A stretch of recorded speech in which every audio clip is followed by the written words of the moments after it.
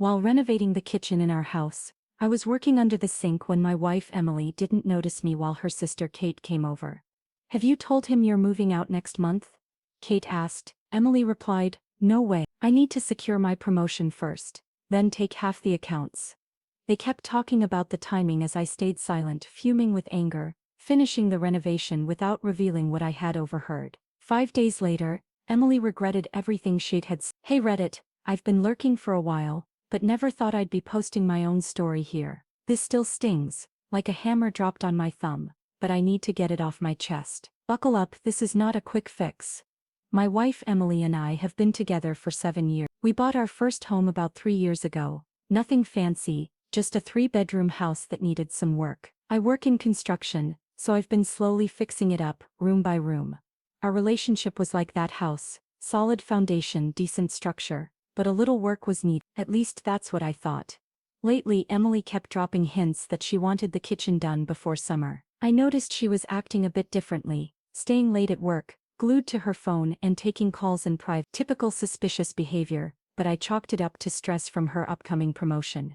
Stupid me thought finishing the kitchen would make her happy, that it would show I was invested in our future. So last Saturday, I started ripping up the old peeling vinyl flooring from the 90s to install new vinyl planks that looked like hardwood. Emily had picked out the color herself and was excited about how it would match the new backsplash. I had already completed most of the demo work, and was starting on the plumbing under the sink when I heard the front door open. Emily wasn't supposed to be home until after lunch. She had gone for brunch with her sister Kate.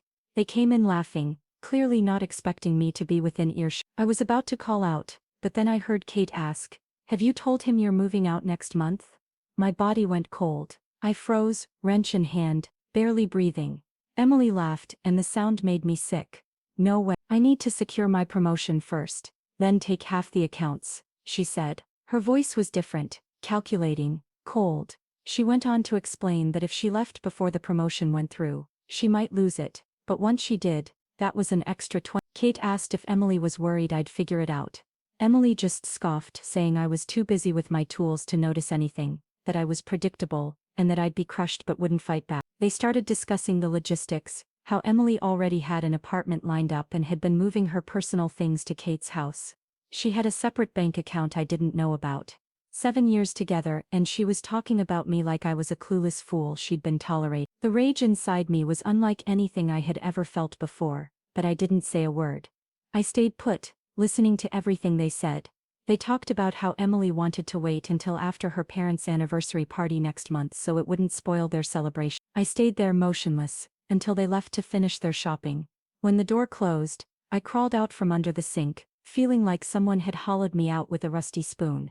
The worst part, we had been talking about starting a family. I had saved up for fertility treatments because Emily has PCOS, $15,000 sitting in an account for our future family, a family she knew would never exist. I walked around the half-demolished kitchen, my mind racing. My first instinct was to pack my bags and leave when she got home or confront her right then, but something stopped me. The more I thought about her smug certainty that I wouldn't fight back, the more determined I became to prove her wrong. So I did the hardest thing I've ever done. I went back to work. I poured all my anger into that floor installation. By the time Emily came home around 6 p.m., I had half of the new flooring laid down. I worked with mechanical precision, trying to keep my mind focused. She walked in, smiling, and commented on how good the kitchen was looking. She asked if I wanted to order takeout since the kitchen was torn up. I smiled back and said sure. That night felt surreal. We ate Chinese food on the couch, watched some Netflix show I couldn't focus on, and she cuddled up next to me like everything was fine. She even initiated sex, which now makes me wonder if it was guilt or just her way of maintaining the facade. I went through the motions, feeling nothing but disgust and rage. Every touch, every fake smile felt like sandpaper on my soul, but I played my part, telling her I loved her before we fell asleep. But as soon as her breathing steadied, I slipped out of bed and began my reconnaissance mission. Her phone was locked, but I knew her laptop password. Nothing suspicious in her emails, but then I checked our joint accounts online, and saw regular transfers to her personal account, $200, $300 here and there. More than the usual spending money she kept separate. Small enough that I hadn't noticed, but it added up to thousands. I took pictures of everything with my phone. Documentation was key. By 3 a.m. I was sitting on our back porch, texting my friend Greg. Need to talk ASAP. Marriage emergency. Not joke. He replied immediately, despite the hour, tomorrow, lunch, usual spot. The next morning I was back at the kitchen, working on the flooring before Emily woke up. Acting normal was the hardest thing I'd ever done, harder than any renovation job I'd ever tackled. She kissed me goodbye, calling me lucky for having such a handy husband, and headed off to work. As soon as her car pulled away, I collapsed against the new cabinets, shaking with anger and betrayal. But I wasn't going to be the predictable fool she thought I was. The renovation would continue exactly how she wanted it. Perfect, beautiful, everything she dreamed of. While I worked, I'd build something else too, the perfect plan to make her regret thinking she could discard me like outdated vinyl floor. By Sunday night, I had finished most of the floor installation. The physical labor helped me process the shock. Every nail I drove in felt like securing a piece of my resolve. Every measured cut was a calculated step in my emerging plan. Emily was all compliments and affection, even bringing me a beer while I worked. Excited about the new kitchen. Monday was when things really began to shift into gear. Lunch with Greg was exactly what I needed. We met at our usual sandwich spot, and the second I told him what happened, he went from concerned to furious on my behalf. "You've got to hit back harder than she expects, man," he said between bites. "She thinks you're predictable. Show her how wrong she is." We spent the lunch break, outlining my next steps, separate finances, document everything, and consult a lawyer before she had a chance to. Greg's brother had gone through a nasty divorce last year, so he had the playbook ready. "Don't show your cards too early," he advised. "Get everything lined up first. The element of surprise is your only advantage right now." I went back to the renovation that evening with renewed purpose. Emily texted that she'd be home late. A work dinner, she called it. Yeah, right. I used the time alone to start making. First, I called my bank to open a new individual account.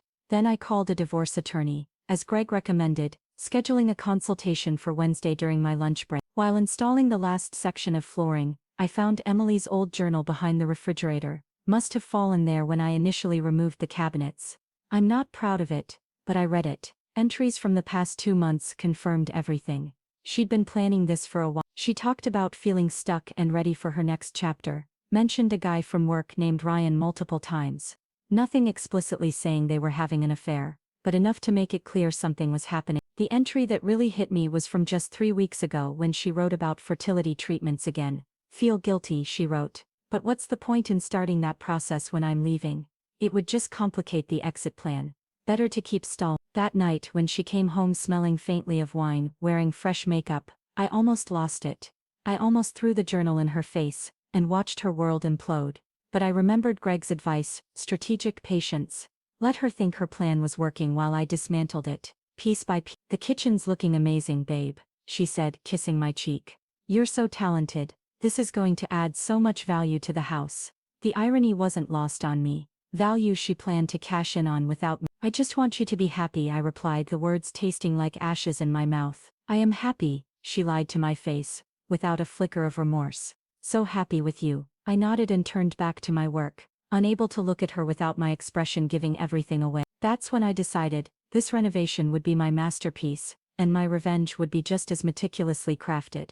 Tuesday morning, Emily left for work early for a big presentation. I called in sick to my own job, and spent the day doing reconnaissance and preparation. I photographed all our important documents, made copies of tax returns, took inventory of everything valuable in the house, with dates of purchase and approximate values, checked all our account balances, and took screenshots. By Tuesday night, I had a complete picture of our financial situation, and was developing my strategy. The kitchen was nearly done. I just needed to install the new sink and finish the backsplash. Emily was over the top with compliments when she came home, talking about hosting a dinner party to show off my hard work. The audacity was breathtaking. She was planning a dinner party for friends she'd continue seeing after discarding me, in the kitchen I built for her. Looking at her across that half-finished room, it hit me how completely I'd misread our entire relationship. The foundation wasn't solid, it was rotten through and through. "Something wrong?" she asked, noticing my expression. "Just tired," I lied. "Been pushing hard to get this done for you." She smiled, apparently satisfied with my explanation. "It'll be worth it. This kitchen is going to be amazing." "Yeah," I agreed, turning back to the sink installation. "You have no idea how amazing it's going to be." As I worked late into the night, I could hear her on the phone in our bedroom, her voice low, probably talking to Kate about their plan. or maybe Ryan. At that point, the details didn't matter anymore. What mattered was what I would do next. By Wednesday morning, I had the skeleton of my plan in place. 5 days, that's how long I estimated I needed to get everything lined up. 5 days of pretending, of renovation work, of careful preparation. 5 days until Emily would regret every word she said under that sink, and she wouldn't even see it coming. Update 1. Holy, I wasn't expecting my post to blow up like this. Thanks for all the support and advice, Red. Here's what happened in the 5 days after I discovered Emily's plans to leave me. Day 1, Wednesday, the morning after my lunch with Greg. I woke up with a strange clarity. Emily was already gone. Early meeting according to her. The house felt different somehow, like when you're about to flip a property and see past the current mess to what it could become. My consultation with the divorce attorney was eye-opening. I brought copies of all our financial docs with me. The no-nonsense attorney listened to my story without blinking, and explained how crucial it was that I'd learned about Emily's plans before she executed them. In my state, cleaning out joint accounts isn't technically illegal between spouses. If Emily had grabbed everything first, it would have been a nightmare. That afternoon, I opened a new individual account at a different bank. Then I moved exactly half of our joint savings, $37,000. Not a penny more than my fair share. I wasn't going to play dirty like Emily planned to, but I wasn't going to be a doormat either. When I got home, I went straight back to work on the kitchen. The backsplash tile was a complicated herringbone pattern Emily had picked out, labor-intensive as hell, but it would look amazing. Emily came home around 7 with takeout again. She mentioned her promotion might come through earlier than expected, which set off alarm bells immediately. According to what I'd overheard, her exit strategy was tied to that promotion timeline. She showed me some shoes she'd bought online, her third pair this month. The old Emily was careful with money. This new Emily was living like the joint accounts were already hers alone. Once I heard her go upstairs, I texted Greg an update. He replied immediately, "Good first, tomorrow we go nuclear on Operation GTFO. Day 2, Thursday. Day 2 was about documentation and intelligence gathering. Yeah, I know how that sounds, but when your wife is plotting to clean you out, you get intense about this stuff. I took photos of everything valuable in the house before Emily was awake, made a spreadsheet noting when each item was purchased and by whom. While Emily was in the shower, I quickly checked her planner. There it was, a meeting with Janine at 1. Janine was the friend who had gone through a messy divorce, also the one who, according to Emily's sister, had cleaned out her ex's bank account. By noon, I had installed a parental monitoring app on our shared laptop. Emily used it more than I did, and I needed to know what she was planning. By mid-afternoon, I had finished the backsplash and was installing the new cabinet handles Emily had picked out. They were matte black, costing way more than they should have. Greg came by after work with beer and pizza. We sat on the back deck where the neighbors couldn't overhear, and I brought him up to speed. I asked if I was overreacting. Greg gave me a look, like I was being the world's biggest idiot. He reminded me of her secret bank account, the planned apartment, the personal items being moved to her sister's place. When we heard Emily's car in the driveway, Greg left through the back gate. Emily walked in almost giddy, wrapping her arms around my waist, and telling me her promotion was basically a done deal. She should have the official offer by Monday or Tuesday next week. That night, as we lay in bed, Emily snuggled up against me like everything was normal, asking if the kitchen would be ready by Saturday for a potential get-together. I said it would be done by tomorrow, actually ahead of schedule. After she fell asleep, I checked the monitoring app. There were new emails between Emily and her sister, discussing the apartment lease. Emily had signed it the day before. The move-in date was set for exactly 4 weeks from then. Day 3, Friday. Friday was grind time. I had most of the kitchen done, but there were still finishing touches, under-cabinet lighting, caulking, and final paint touch-ups. First I went to our safe and removed my grandmother's jewelry. Emily sometimes wore those family heirlooms, but they were never technically her. I carefully packaged them, and drove them to my parents' house. Then I went to the bank, closed our joint credit card account, and opened a new one in just my name with a different bank. While I was out, I called the fertility clinic, and explained I needed to close our account. The $15,000 we'd saved would be returned in 5 to 7 business days. I gave them my new individual account information. Back at the house, I put the finishing touches on the kitchen. As I installed the last piece of molding, I felt a twisted sense of pride. I had built something beautiful that Emily would barely get to enjoy, but I wasn't quite finished. There was one last special feature I wanted to add. I carefully removed the new cabinet under the sink, the very one I had been working under when I overheard their conversation. Inside the wall I left a sealed Ziploc bag, containing a printed transcript of exactly what I had heard, along with copies of her apartment lease, bank transfers, and journal entry. Petty, absolutely, satisfying. You have no idea. When Emily got home, she squealed when she saw the finished kitchen. It's even better than I imagined, she said. We ended up getting sushi delivered while Emily took photos for Instagram. Kitchen, Reno, dream, kitchen, blissful home life. Later, Emily came downstairs wearing lingerie I'd never seen before. She said she wanted to properly christen the new kitchen. For a second I almost broke, almost told her I knew everything, but I reminded myself, 2 more days. Just 2 more days until my plan was fully in place. So I went through the motions, feeling nothing but contempt with every touch. Later I checked the monitoring app again. She had texted her sister, "Kitchen looks amazing, almost feel bad about the timing but not really. He'll find another house to fix up, LOL. Day 4, Saturday morning. Emily was all enthusiastic about hosting friends that evening to show off the kitchen. While she was out shopping, I finalized all my financial preparation. I changed my direct deposit, made copies of all important documents, and downloaded our photos from the shared cloud. Greg came by to help move some of my essential belongings to his garage. Nothing Emily would immediately notice missing, but things I wouldn't want to lose in the chaos of separation. He asked if I was sure about waiting until tomorrow. Wouldn't it be better to do it before she had friends over? I explained my reasoning. I wanted her to have her moment to think everything was going perfectly. The higher she felt tonight, the harder tomorrow's fall would be. By 6 p.m. the guests started arriving. Kate came first, giving me this weird sympathetic hug that made me wonder exactly how much she knew. The evening was surreal. I grilled steaks, poured drinks, and laughed at jokes, all while watching Emily perform her role as the happy wife. During dinner, the conversation turned to future plans. One couple was thinking about starting a family, and everyone looked expectantly at Emily. Without missing a beat, she launched into a whole spiel about how we were planning to start trying soon. I nearly choked on my beer. The audacity was breathtaking. Kate caught my eye across the table, looking slightly uncomfortable. At least she had the decency to feel some guilt about the lie. Day 5, Sunday. The final day arrived with perfect symbolism, dark clouds and a forecast for a severe thunderstorm. Emily was still asleep when I got up and made coffee. I sat at the kitchen island, admiring my handiwork one last time. I had planned every detail of this day. Emily's parents were coming over for lunch. Her idea, not mine. She wanted to show them the kitchen too. Everyone who mattered to her would be there to witness what came next. As I sipped my coffee, I felt strangely calm. The panic and rage had crystallized into something harder, more resolve. I was no longer hanging drywall in a tornado. I was installing the final perfect piece of crown molding on a masterpiece of revenge. Emily finally came downstairs around 9 hours, yawning and asking if I'd made enough coffee for her. She didn't even notice my mood, too busy checking her phone and making plans for lunch. Her parents were due at noon. I had 3 hours left of pretending. 3 hours until I demolished the life Emily thought she had so carefully constructed.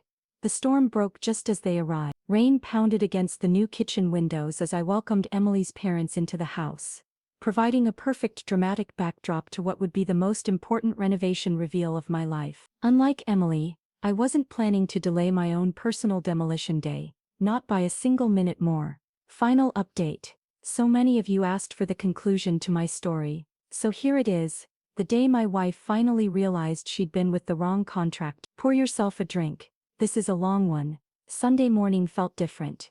You know that calm before you demo a wall when everything's prepped, tools are laid out, and you're just waiting for the moment to swing the sledgehammer. That was me, sitting at the kitchen island, drinking coffee and watching the storm clouds gather outside. Emily came downstairs around 9 hours, still half asleep and oblivious to what was coming. She poured herself coffee and started chatting about lunch prep for her parents. I nodded in all the right places while scrolling through my phone, double-checking that everything was in place. I'd barely slept the night before, running through the plan in my head, not because I was nervous, but because I wanted to remember every detail of what was about to happen. 7 years of marriage were about to come crashing down and I wanted to be fully present for it. Emily's mom texted that they were running 15 minutes late. Emily seemed annoyed. She always hated when her precise schedules got disrupted. She started chopping vegetables for a salad, commenting on how the new countertops made prep work so much easier. The irony wasn't lost on me. She was admiring the craftsmanship of a kitchen she'd planned to enjoy without me. While she worked, I set my phone up on the windowsill, angled toward the kitchen island, and pressed record not for legal purposes. My state is two-party consent, but for my own sanity later when Emily inevitably tried to twist what happened. Around 12:15, the doorbell rang. Emily's parents arrived, looking damp from the rain but cheerful. Her dad Jake immediately commented on the exterior paint job I'd done last summer. Her mom Lena brought flowers for the table, always thoughtful like that. I'd always liked Emily's parents, which made what was coming even harder. Emily led them on the grand tour of the kitchen, pointing out all the features as if she'd built them herself. Her parents made appropriate noises of admiration. Jake asked about the cost, and Emily waved it off saying we'd talk numbers later. I almost laughed. She had no idea what numbers we'd actually be discussing soon. As Emily finished the tour, Lena asked when we were having people over to see it. Emily mentioned we'd already had friends over last night, and was thinking of hosting her work team next weekend. I just smiled, knowing there wouldn't be any work team dinner next weekend. We all settled around the dining table for lunch. Emily had made her mom's lasagna recipe, one of the few things she cooked well. As we ate, the conversation naturally turned to Emily's upcoming promotion. This was the moment I'd been waiting for. Emily went on about how excited she was for the next step in her career, how it would mean more money for our future. She even reached over and squeezed my hand while saying it, the ultimate performance of loving wife. Her dad raised his glass in a toast to her success. Everyone clinked glasses, and in that moment of celebration, I decided it was time. After taking a sip, I set my glass down carefully and said, I have an announcement too, something to add to the celebration. Everyone turned to me expectant. Emily had that look, half curious, half annoyed at having her spotlight interrupted. I smiled and said, I discovered something interesting under the sink last weekend, while doing the renovation. Emily's expression didn't change, but I saw confusion flicker in her eye. I pulled out my phone, tapped the screen a few times, and set it in the middle of the table. The recording I'd made began to play. Emily and Kate's voices were crystal clear. Have you told him you're moving out next month? No, I need to secure my promotion first, then take half the accounts. I'd trimmed the audio to just the most damning 30 seconds. As it played, I watched the blood drain from Emily's face. Her parents went completely still, forks frozen halfway to their mouth. When it finished, there was this moment of absolute silence, broken only by the sound of rain against the windows. Emily's mom spoke first, her voice barely above a whisper, asking if that was really Emily on the recording. Emily's face cycled through shock, embarrassment, and finally settled on anger. She turned to me, calling me every name in the book. How dare I record her private conversations? This is illegal. I'm manipulating the situation, taking things out of context. I just sat there, letting her dig herself deeper with every denial. When she finally ran out of steam, I calmly told her I hadn't recorded their original conversation. I'd been under the sink working when they came in. I'd heard every word as it happened. Her dad pushed his plate away and asked Emily if it was true. Was she really planning to leave? Had she already rented an apartment? Was she planning to clean out the accounts? Emily started crying, not genuine tears, but the manipulative kind she'd used before when caught in lie. She claimed I was a terrible husband, that I'd been neglecting her for years, that I was emotionally unavailable. All these accusations came out of nowhere.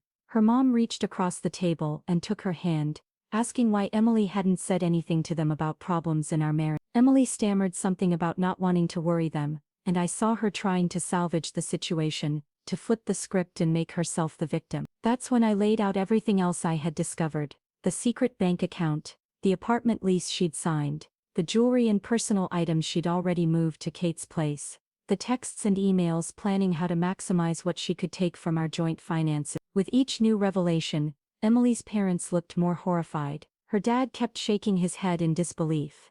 Her mom had tears streaming down her face.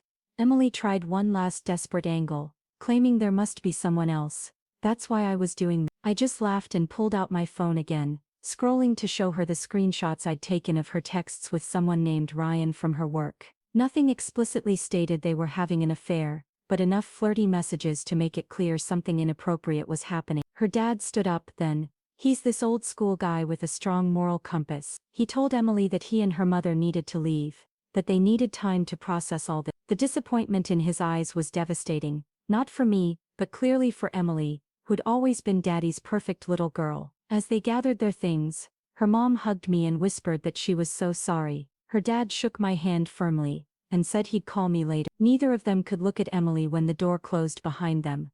Emily's fake tears dried up instantly. She went into full attack mode, screaming about how I'd ruined everything, how I destroyed her relationship with her parents, how I'd never understand why she needed to leave. I just stood there, oddly calm as she melted down. When she finally paused to breathe, I told her I had one more announcement. While she'd been planning her exit strategy, I'd been implementing mine. I explained that I'd already moved half of our savings to an account in my name only, that I'd closed our joint credit cards, that I'd contacted the fertility clinic and redirected the $15,000 we'd saved for treatments to my personal account, and that I'd documented every valuable item in the house with proof of purchase and ownership. Her face went from angry to panicked as she realized what this meant. Her entire plan to blindside me and clean me out financially was completely derailed. She grabbed her phone, probably to check our accounts. Her hands were shaking so badly she dropped it twice before finally managing to log in. I watched as the reality hit her. Half of our money was already gone, legally gone, moved to accounts she couldn't touch. That's when she switched tactics. Suddenly she was sobbing, claiming it had all been a mistake, that she'd been confused and scared about our future. She blamed Kate, saying her sister had been putting ideas in her head, and that she'd never actually planned to go through with it. I asked her about the apartment lease, the secret bank account, and the items she'd already moved to Kate's place. She had no answer. Then, in what I can only describe as peak desperation, she tried one last approach. She stepped closer, put her hand on my chest and said we could work through this, that she was sorry and wanted to try again. She said the promotion would mean more money for both of us. I stepped back and told her I'd already consulted with a divorce attorney. The paperwork was ready to file Jake, or a morning. I'd even been generous. I wasn't asking for alimony, despite the fact that I'd supported her through grad school and the early years of our marriage. All I wanted was a clean break in what was fairly mine. The look on her face was something I'll never forget. The moment she realized she'd completely misread me, that her prediction of me being predictable, of me not fighting back, was dead wrong. While she'd been planning to discard me, I'd been 10 steps ahead of her the whole time. She asked where I would go. I told her I'd already arranged to stay with Greg for a while, until I found a new place. I'd be moving my things out today. Emily followed me upstairs, still trying different angles to salvage the situation. She was worried about what people would think, about how this would affect her promotion if word got out about losing the house she loved. As I packed a suitcase with clothes, I explained that I had no intention of badmouthing her to friends or her workplace. That wasn't my style, but I also wouldn't lie if people asked what happened. When I finished packing the essentials, I headed back downstairs, with Emily still trailing behind me, alternating between threats and pleas. I stopped in the kitchen for one final moment. I gestured around at the beautiful space I'd created and told her I'd left her one last surprise. Something she wouldn't discover unless the kitchen was renovated again someday. I wouldn't tell her what it was, but that it would serve as a time capsule of our marriage's end. The not knowing would drive her crazy exactly as intended. Every time she used that kitchen, she'd wonder what message I'd left hidden in the walls, what evidence or words were sealed away behind the perfect backsplash tiles or under the sink cabinet. Before leaving, I handed her a folder containing copies of everything I'd discovered: the apartment lease, bank statements, text messages, journal. I told her I had the original documents stored safely elsewhere, not as a threat, but so she'd understand that denying what she'd done was pointless. As I loaded my suitcase into my truck, the rain had stopped and weak sunlight was breaking through the clouds. Emily stood in the doorway, arms crossed, mascara streaked down her face. For a brief moment I felt a pang of sadness for what could have been. 7 years is a long time to spend with someone, even if the foundation turned out to be rotten. I got in my truck and drove to Greg's place. He was waiting on his porch with a beer for each of us. No questions, no "I told you so," just solid support when I needed it most. That night, Emily blew up my phone with texts, first angry, then apologetic, then desperate. I read them all but didn't respond. Her sister Kate Greg called twice. I let it go to voicemail. Emily's mom texted once, just to say she was thinking of me and hoped I was okay. I slept better that night than I had in a week, even on Greg's lumpy guest bed. The relief of no longer carrying the weight of that secret, of no longer having to pretend, was indescribable. Monday morning my attorney filed the divorce papers. Monday afternoon, Emily's promotion was officially announced. I saw it on LinkedIn. The timing couldn't have been more perfect. She got what she wanted professionally on the same day her personal life imploded completely. By Tuesday she'd removed her relationship status from Facebook. It's been 3 weeks now, I found a small apartment closer to where I work. I've thrown myself into projects keeping busy to avoid dwelling on things. Some days are harder than others. You don't unravel 7 years overnight. Emily tried reaching out a few more times. She even showed up at Greg's place once, looking for me. I've maintained no contact except through the attorney. It's cleaner that way. Friends have mostly taken sides as expected. Some mutual friends were shocked. Others admitted they'd seen signs of trouble. A few have tried to play peacemakers, suggesting we try counseling. They mean well, but they don't understand that some foundations are too compromised to rebuild on. Yesterday I drove past our house and saw a for sale sign in the front yard. Seems Emily doesn't want to live with the kitchen I built her after all. Maybe she can't stand knowing there's something hidden in the walls. Maybe the space holds too many memories. Or maybe she just needs the money now that her exit strategy fell apart. Whatever the reason, seeing that sign felt like the final piece of demolition. The structure that was our marriage has been completely dismantled down to the bare earth. And you know what? I'm ready to start a new project on solid ground this time. If you found this story as shocking and satisfying as I did, don't forget to like this video and subscribe to the channel for more real-life revenge, betrayal and redemption stories every week. Your support helps me bring you the most dramatic, jaw-dropping tales that feel like they came straight out of a movie, but are rooted in raw human truth. If you were in his shoes, overhearing your spouse's secret plan to leave and take half, would you confront them immediately, or play it smart and strike back later? Let me know in the comments.